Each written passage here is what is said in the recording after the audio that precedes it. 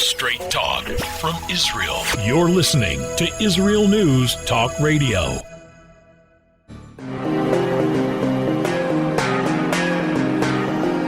Political hitman.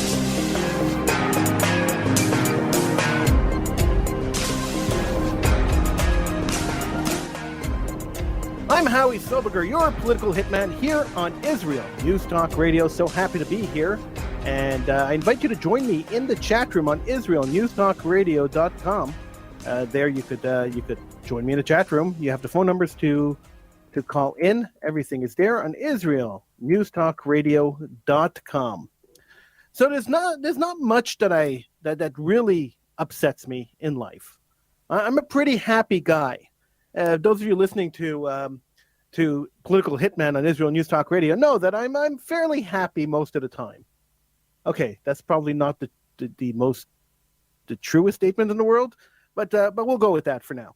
One of the things that really gets me upset, though, one of the things I really don't like, is when people take advantage of a situation to further their own personal goals. And people do this all the time, and it drives me crazy. I hate it.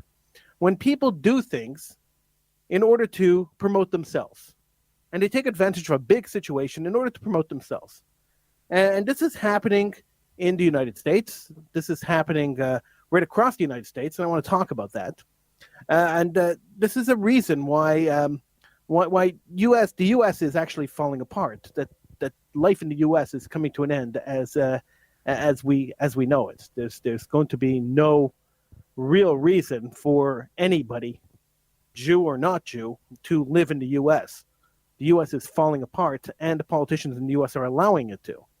I want to tell you about a couple of things happening there that is very concerning. And the reason it's concerning is because things that happen in the U.S. affect the rest of the world. So we really have to look at them. The trends that start in the U.S. generally carry forth to the rest of the world eventually. So we have to look at what's happening in the U.S. and understand these problems that are happening there and ensure that they don't happen elsewhere. It's something we're going to talk about. You could call in live. Go to IsraelNewsTalkRadio.com. The numbers are on the top of the page. And, of course, click on the chat room button and join me in the chat room. I'm Howie Silberger. This is Political Hitman on Israel News Talk Radio.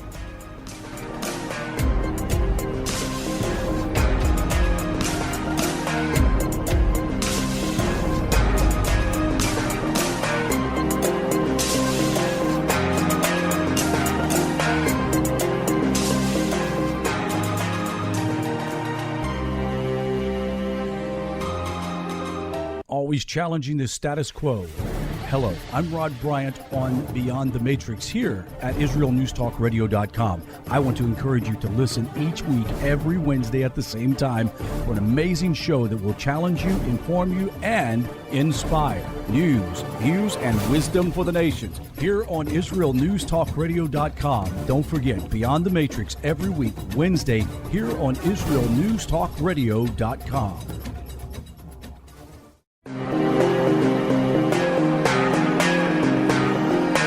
Political hitman.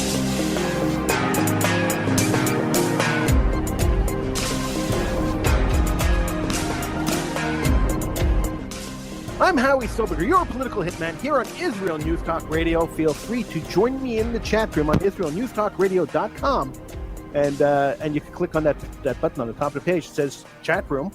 You also find the numbers on the top of the page to call in. It is a live show. You could call in. Numbers in North America, 301-768-4841. In Israel, the number is 02-6500151. We're looking at the situation happening across the states. These riots and these protests and the pulling down of statues and the fake hate crimes. It's crazy. It's insane what's going on. It is a mark, I think, that the United States is falling apart. And they won't be so united for very much longer. I have a feeling that this country is going to become a wasteland. Anarchy is going to take over. It appears that the politicians have given up on trying to protect the country, and it's quite a sad situation and a scary situation when you come to think of 350 million people living there. It's kind of scary.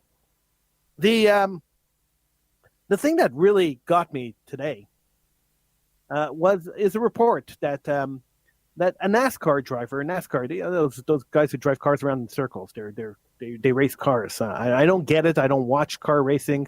I don't like watching people just drive aimlessly around in circles, and it just seems pointless to me. But apparently, millions of people love that. So those people who love that, they watch car racing.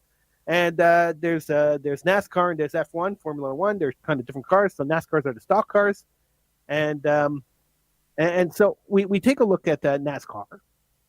And there's a guy in NASCAR, driver, whose name is Bubba Wilson, and he came out a couple of days ago, and he said that he found a noose. He's a black guy, and he says he found a noose in his garage for his car, and it's in a secured area, and only somebody working at NASCAR could have put the noose there.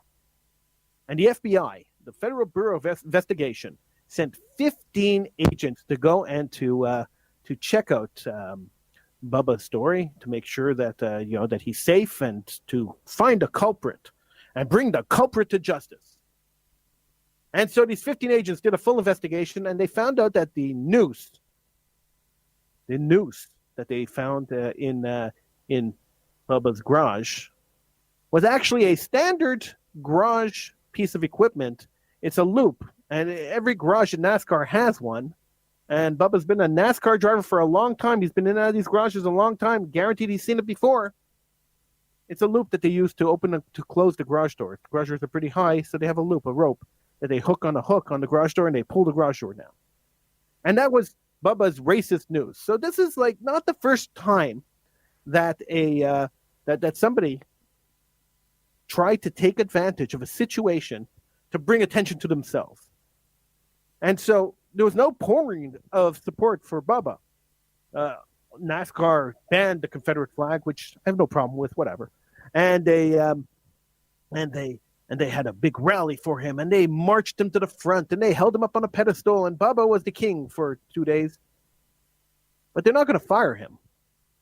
Now, if a white guy did the same thing and said that he was attacked by a black guy in the United States, he would be fired immediately. In fact, if I was in the United States right now and I said that on the radio, I would be fired immediately. Because the double standard stands that it's okay to commit a hate crime against yourself if you're black. We saw that with Jussie Smollett a couple of years ago. I remember I spoke about that on the show too, where he had to hire foreign nationals to commit a hate crime against him because he couldn't find Americans who wanted to commit a hate crime, because America isn't a country filled with hate. They're not a racist country, but there we go. Let's go to the phones. Willie from Virginia, welcome to the program. How's it going, Willie? Willie from Virginia, are you there?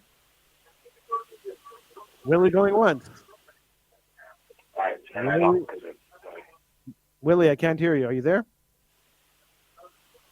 Willie going twice?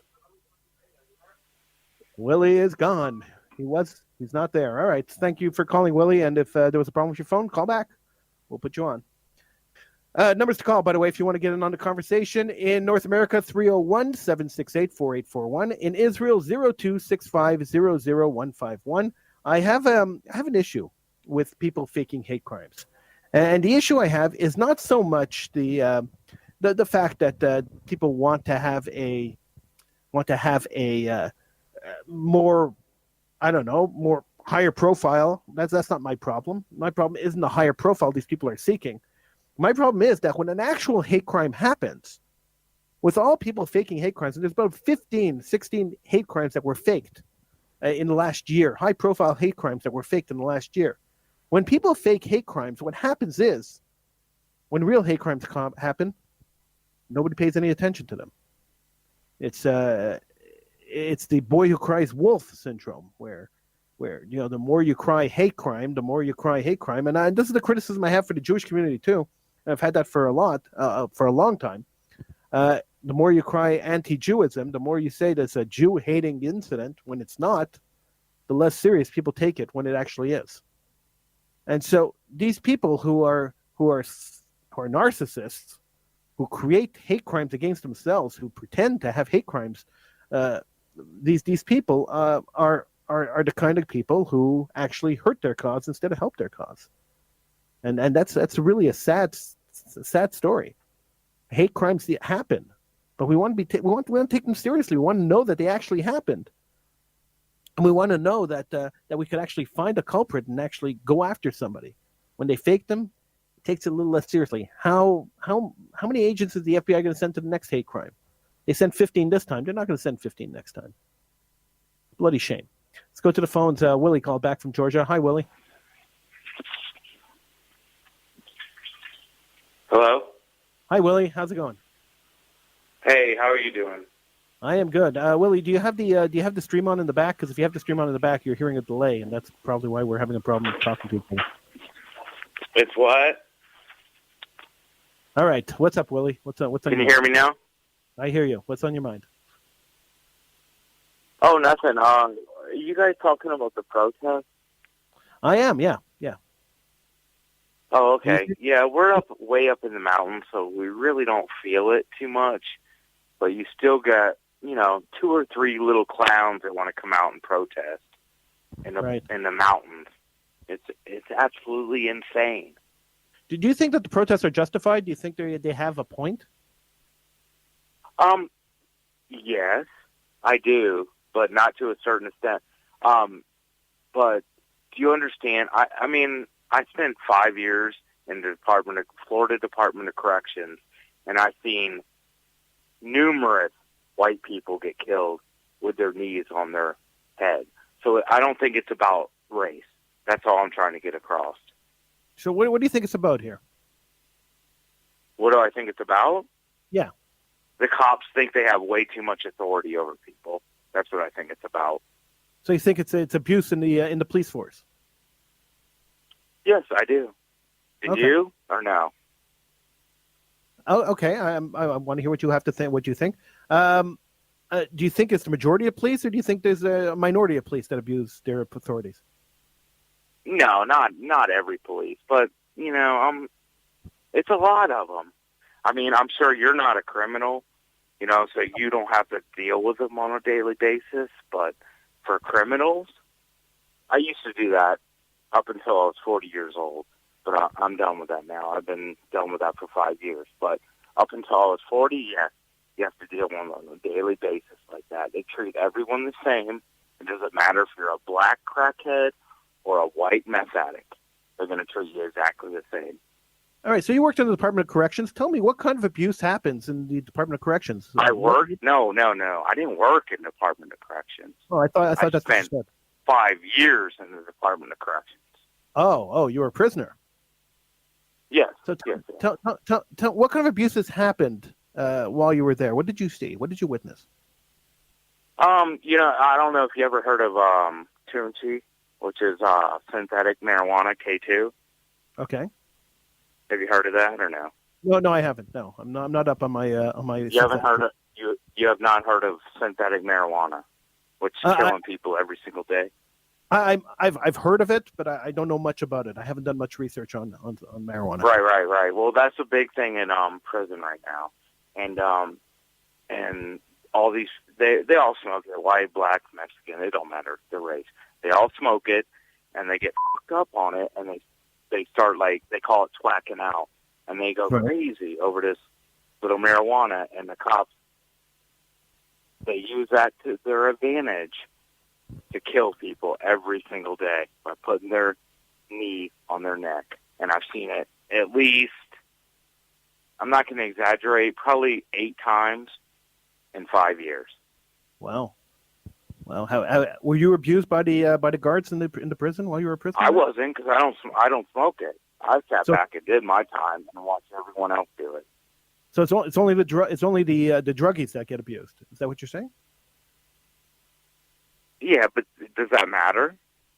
No, not at all. I'm just asking. Why do you think they're? Well, you're saying that it's the druggies. That doesn't matter. They can't. They don't have the right to fucking kill you because you smoke marijuana.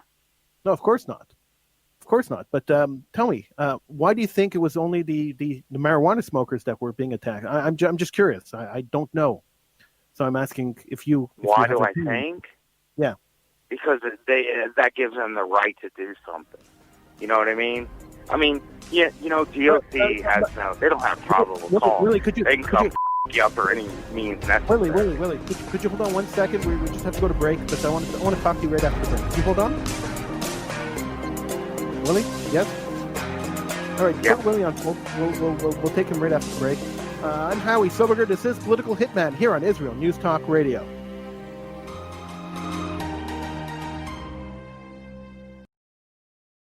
Shalom, everybody. Making a difference often takes just one moment and one person at a time.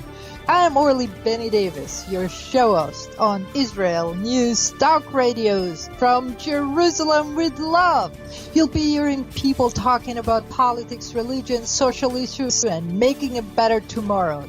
Join me, Orly Benny Davis, for God and Country. From Jerusalem with love. Wednesdays on Israel News Talk Radio.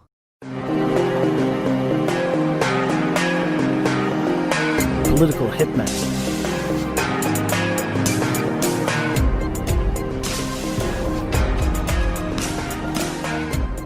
I'm Howie Silberger. This is Political Hitman here on Israel News Talk Radio. You could call in North America 301-768-4841. In Israel 0502-6500151. I noticed that some people were calling the 800 number that I use on the other show. Don't call that number. Call these numbers. These are numbers to get onto this show. I'm talking with Willie. Willie is a former prisoner. We're talking about abuse in the prison system, and I'm finding this fascinating. I just want to give you a little bit of warning. Willie gets a little fired up, and sometimes his language gets a little saucy. Let's put it. So he's going to try to control the language, but if a couple of foul words slip out, we apologize in advance. All right, Willie, welcome back. All right, thank you. Yeah, I apologize for the harsh words, but no, it's okay. We'll just keep going and we'll move on. So Willie, you were in prison for 5 years, and yes, sir. And you witnessed abuse. You say mostly against people who smoked synthetic marijuana, but you witnessed abuse in the prison system. Tell me, when you were before you were a prisoner, when you were committing whatever crimes you committed, I'm not even asking you. I don't care what you did, but whatever crimes you committed, did the police harass you at all while you were out before you got arrested? I mean, I went in the Marine Corps straight out of high school. Spent 6 years in the Marine Corps, and then got out with PTSD and had a severe drug and alcohol problem.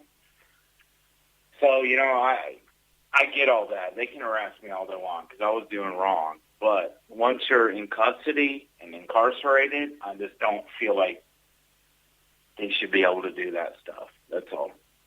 Okay. Because you have no... If I'm doing wrong, I get it. I get it. If I'm doing wrong, but I'm already in your custody, and you're still going to treat us like shit. Put your hands on us every chance you get, and talk to us any way you want. Okay, so tell me some of the horrors that you witnessed in prison. You already mentioned a couple of them, but let me hear some more stuff, so that our listenership can have a general idea. Because I mean, most of us don't have the experience of being in prison. I don't have the experience of dealing with prison guards. Let me hear some more of what happened. No, I get it. I have one charge in my life, and it went on for numerous years. I messed up. I was in drug treatment facilities, everything, and then she finally sent me to prison. And then as soon as you get off the bus in prison, you got all these guards yelling at you, slapping you, telling you do this, I'll do that. So, it's not a great experience, but I'm grateful for that experience because it totally changed my life. I will never break another law again because I will never go back to the Florida Department of Corrections. That's for sure. But let me ask. That I saw in there. Let me ask you, Larry. Is prison supposed to be a good experience? No, it's not. You said it was a bad experience. It's not at all. But they still don't have the right to put your hands on you. You're being put into a cage. You're being incarcerated. You're being separated from society. Is that supposed to be a good experience? No, it's supposed to be a bad experience. It's supposed to be a harsh experience. And like you said, it changed your life. It doesn't give them any right to break your rights. Does it? True, but don't you sacrifice your rights when you commit a crime and get incarcerated? Really? I'm just asking. Really, you're going to go that route? Well, I'm asking a question. So maybe you're one of these tyrants too? I didn't say I was a tyrant. I'm asking the question. My job's to ask questions. So that's the question I'm asking. It doesn't give up your rights. Yeah, you're DOC owned, but they don't have the right to to hit you. They don't have that right. They don't have the right to put your knee on your head and kill you just because you're smoking a little bit of synthetic marijuana. No, I don't think anybody has the right to kill anybody. That gives them no right. All right. Now, how many times did you see prison guards getting attacked by prisoners while you were there? One time in 5 years. Okay. Was it a harsh attack? Did the prison guard have to go to the hospital? Was he killed? Do what? The prison guard. What happened to the prison guard? Was he hurt? He got his ass whooped. Okay. So you had to go to the hospital? I don't know. We got locked down for 8 days in a cell with no shower. Right. Do you think that was justified? The lockdown? Maybe for the security, but I mean, but it happens every day to prisoners. They do the same thing to prisoners every single day. I wish a camera crew could go in prison right now and film that. It is unbelievable. You guys would be amazed at that. I would be. I'd love to. I'd love to see video footage of stuff like that.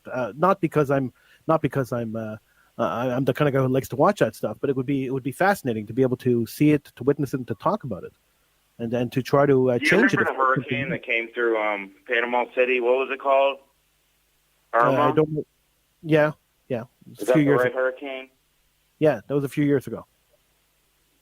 Yeah, I was at Gulf CI.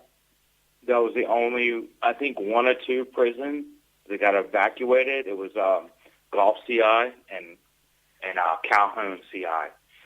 And we were in a dorm. First I was in the work camp. You're not going to understand all this, but we're 8 miles away in a work camp. It's another prison, Gulf CI Forestry Camp it's called. We got transferred out of there to Gulf CI for a hurricane warning. The whole roof blew off the E-dorm when we were at. The whole roof was gone. They transfer 80 prisoners with their property to another dorm with murderers and rapers. And we were in a work camp. We're on minimum custody, right? We can go out and work and all that shit. So they transfer us to a murderer dorm and put community custody inmates in two-man cells, 4 apiece. Do you understand the custody levels of inmates? Yeah, I understand what you're saying. Yeah. So they put you in with murderers and rapists. That shit is so messed up. They follow no rules in the Florida DOC. No rules. And I'm just wondering, like, who oversees this? Okay, so what have you done? It's the craziest shit you've ever seen. In the year and a half that you've been out, what have you done to try to change the system? Have you lobbied government? Have you brought this up to anybody? Have you tried to make any substantial changes by your own effort? Of course not. Why? Of course not. I mean, you think you can't tell on people in the Florida DOC? Are you kidding me? Once you get out, I'm done with it. I never want to hear another thing about them. I don't want to go back. I won't even jaywalk no more. All right, but don't you think you can make a positive change by going to a politician or testifying in front of Congress or whatever to try to change things, to help better prisoners? I just don't see. I don't see anything changing. It's a good old boy mentality, way up in the panhandle of Florida. So you don't think that anything could ever change there? I don't. All right. Thank you for calling in. I appreciate you. I appreciate you calling in. Thank you so much. I really appreciate it. All right. All right. If you want to call in, 301-768-4841. In Israel, 02-650-0151. And I don't blame Willie for not wanting to push himself to go and initiate change. Most people don't. I mean, they feel that they could just sit around and complain about it, and that's fine. They could complain and they could argue about it and they could tell their stories. But if you don't actually go and do something to change it, then you're just allowing whatever happened to you and whatever injustices you saw, you're allowing it to happen to somebody else. You're allowing the perpetuation of the kind of violence. And this is the problem I have with the protests in the States. Sure, it's great. Get out there, cause awareness, protest. Don't go and riot. That's wrong. But go and protest, bring awareness to the issue, but then do something about it. I didn't quite agree with the politics of the Parkland shooting victims, Florida, Parkland, Florida, when the school got shut up and the students went out. I didn't agree with their politics, but I respected the heck out of them because they were victims, and then they decided that they weren't going to be victims. They were going to be initiators of change. They were going to go out and do something practical to change the system. They didn't like what they saw. They didn't like the fact that the police let them down, and they were going out to change things. So if you're not willing to go out and change things, I'm just wondering, it's just a question. I'm thinking out loud. If you're not willing to go out and change things, then does complaining about it really help? And that's the question. How do you could complain all you want, but if you're not willing to go out and do something about it, then what's the point? What's the point? And that's basically the question I'm asking about the riots and the protests in the States. Question I'm asking about Willie's story. If you're not willing to go out and do something to change it, then what's the point of complaining about it? You have to be proactive. I've always been an activist. I've always put my name out there. I've always put myself forward and said I'm going to be on the front line and I'm going to talk about it and I'm going to fight it and I'm going to do my best, whatever I could do personally, to change the situation that I feel was wrong. Now, sometimes I've succeeded. Most of the time I failed because going up against the system is not as easy as it sounds. But at least I put the effort into it. Put the effort into it. If you believe that people are being mistreated and there's some injustice out there, try to change it. Lobby your politicians. Run for office. I know Willie's case probably can't, but that's what you should do. I'm Howie Silberger. This is Political Hitman on Israel News Talk Radio.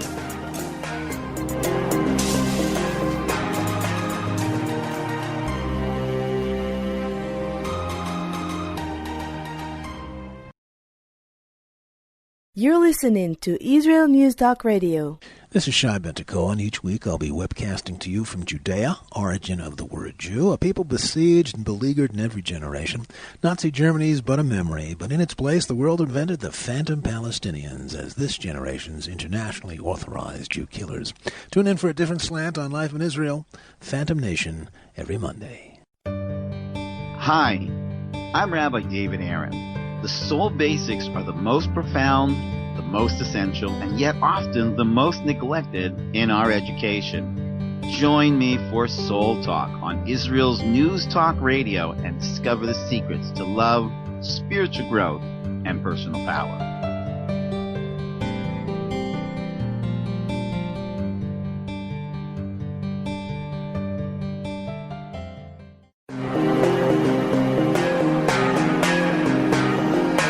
Political Hitman.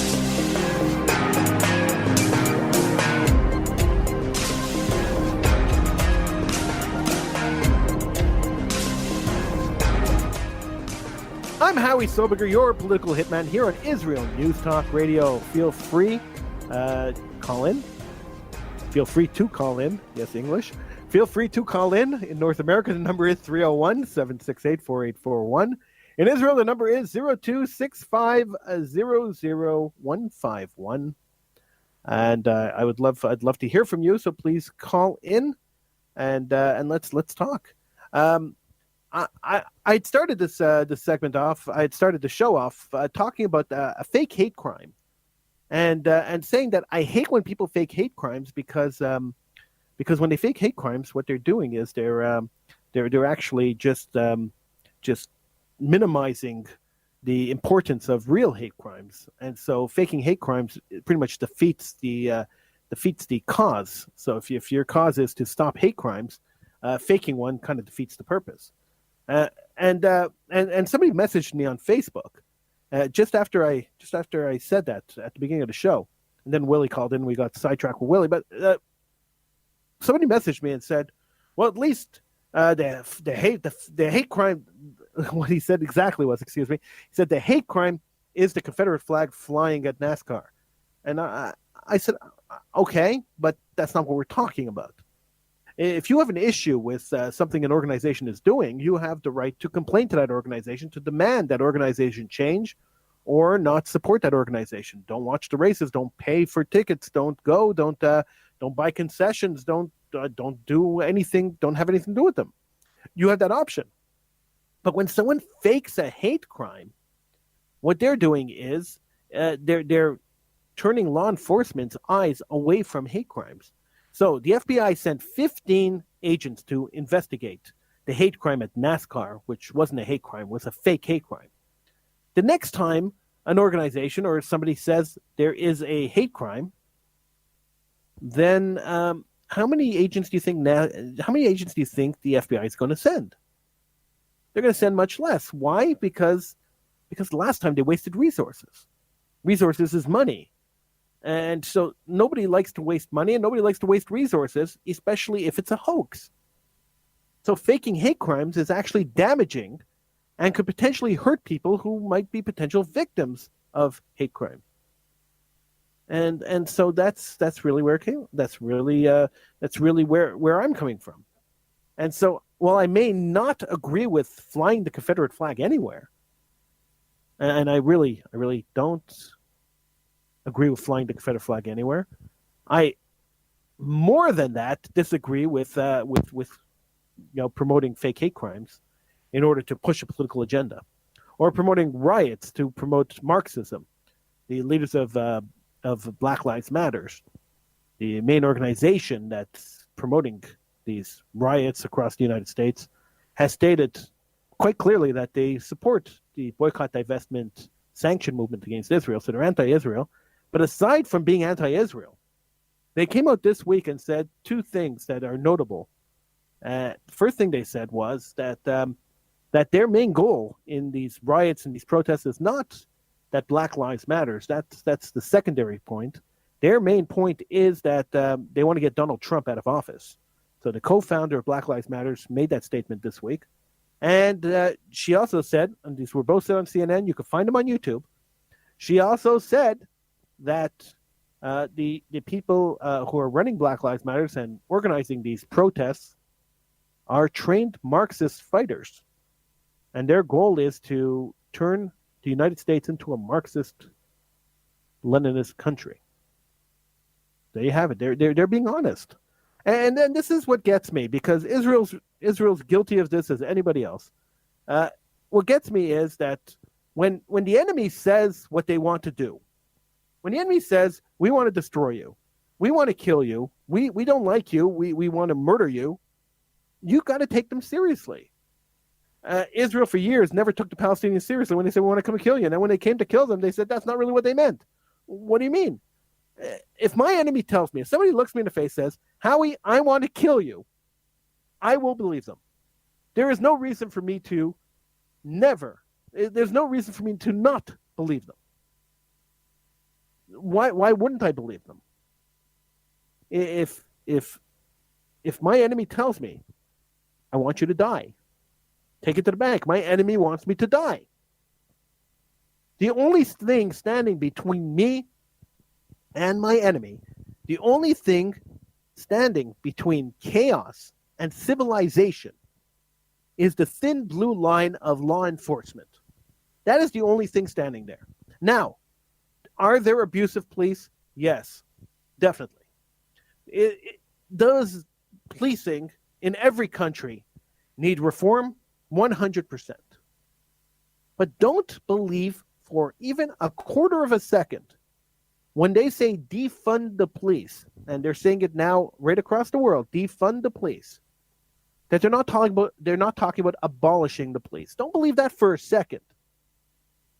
When the mayor of Minneapolis showed up to a Black Lives Matter rally 2 weeks ago, he was pulled to the front of the rally where a Black Lives Matters leader was standing on stage. She looked down on him and said, and you can find a clip on YouTube. Once again, don't take my word for it. Look it up on YouTube. She looked down at him and she said, "Hey, are you going to abolish the Minneapolis Police Department?" And the mayor looked at her and said, "No, I'm not going to abolish the Minneapolis Police Department." And she said, "You got to abolish the police department. We don't want no police." Those were her exact words. We don't want no police. When chaos reigns and anarchy takes over, the problems that arise from anarchy, we saw. When citizens become the police, nobody wants to live in that kind of society. Now, I don't often make a comparison between today's world and the world of Germany in the 1930s. I don't make that comparison often because I don't think it's a fair comparison to make. I don't think we can compare today's politicians to politicians back then. I don't think we can compare today's society to society back then. It's not fair to make these comparisons. But at the same time, if we don't learn from history, we are bound to repeat it. And so we must look at history, understand history, and then be able to stop it when we see the trend starting again, because history always repeats itself. So way back in the 1930s, when police were abolished and the army was made the police force, and the people were told to rat on their neighbors and to go and to turn Jews in, the population did. Chaos and anarchy ruled. And millions of people died. Not only Jews, millions of people died. I'm not differentiating between Jews and other people. Millions and millions of people died because anarchy ruled. Socialist societies never work. There's not one instance in the world of a successful socialist society, a successful Marxist society. Not one instance in the world. The only thing separating, once again, I'm going to repeat it because I think it's an important point. The only thing separating chaos from civilization is a small band of police officers and army. We'll put police, law enforcement. So police, army. That's all that's separating, and laws that enforcing laws is the only thing that's separating chaos from civilization. Now, I don't know about you, but I prefer to live in civilization. I prefer to live in a society of laws. I prefer to live in a society where if I break the laws, I get incarcerated. I've never been to prison. I see in the chat room people are saying, "Howie, you've never been to prison."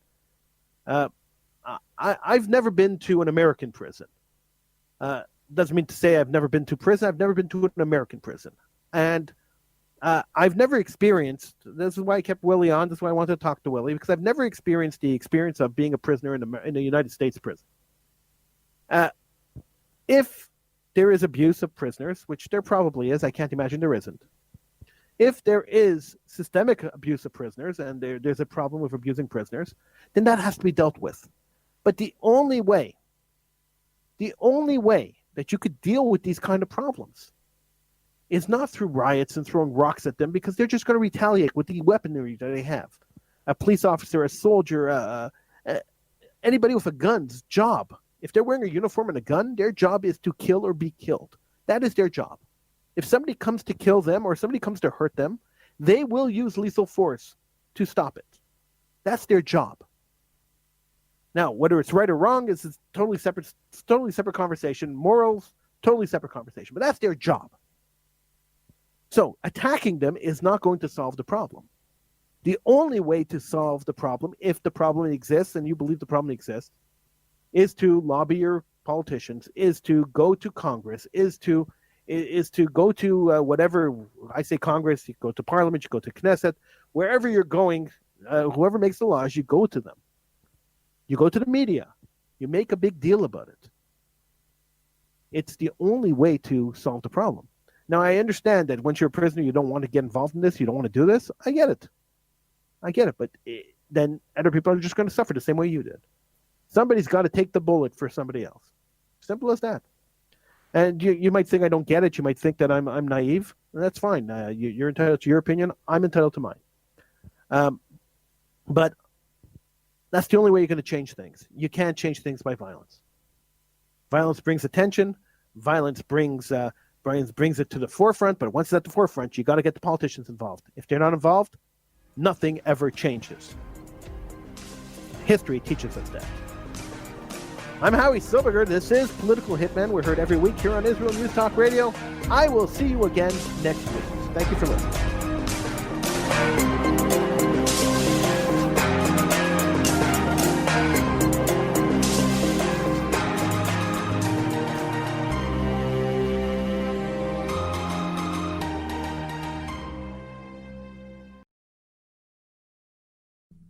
Israel News Talk Radio's chat room. Just click the orange button at the top of the IsraelNewsTalkRadio.home page, log in as yourself or an anonymous guest, and join in on the fun. You'll meet other listeners from all over the world who listen to Israel News Talk Radio, and you can make new friends. Israel News Talk Radio's chat room. It's the closest you can get to being in the studio with us. We love listening to Israel News Talk Radio. Where can you get the inside news on Israel? At Israel News Talk Radio, we're dedicated to sharing Israel's inside story with the world by providing our listeners with news on Israeli politics, current affairs, and Israeli Jewish culture. The Israel News Talk Radio homepage also provides you, the listener, with useful information at your fingertips, with scrolling news headlines, weather, currency exchange, Shabbat candlelighting times, and so much more. Our radio programming is always accessible and on demand. We operate absolutely free of charge for everyone, everywhere. If you love what we do, partner with us now by becoming an Israel News Talk Radio supporter. With your support, you'll be inscribed on our Israel News Talk Radio Wall of Fame. There's nothing like us in the world. Be part of something great. Israel News Talk Radio. Straight talk from Israel. If you love Israel News Talk Radio, then you'll love our Facebook page. We keep you up to date on what's happening in Israel, plus little surprise treasures that we don't share on the radio. Go now to follow us on Facebook. Just look for the Israel News Talk Radio Facebook page, and don't forget to subscribe and follow us by clicking on the like button. We post great stuff there that you'll want to share. Israel News Talk Radio on Facebook and Israel News Radio on Twitter. News, opinion, and more. You're listening to Israel News Talk Radio.